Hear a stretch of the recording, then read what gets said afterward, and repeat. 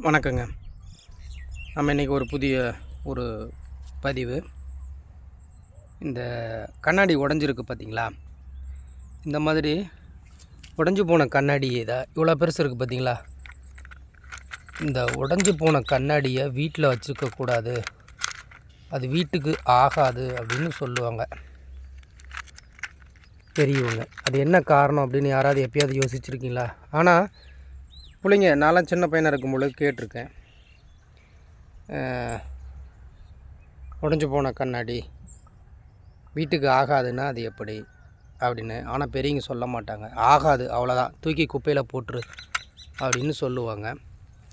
அதுக்கு உண்மையான காரணம் என்னென்னு பார்த்தீங்கன்னா, அது உடஞ்ச பின்னாடி அந்த ஓரத்தில் இருக்கிறதெல்லாம் பாருங்கள்ல, அது கத்தி மாதிரி இருக்கும். நமக்கு வீட்டில் இருக்கிற குழந்தைங்கள்லாம் வந்து அது தெரியாமல் எடுத்துட்டாங்க அப்படின்னா, எடுத்து பயன்படுத்தினாங்கன்னா கையை வந்து அறுத்துரும்.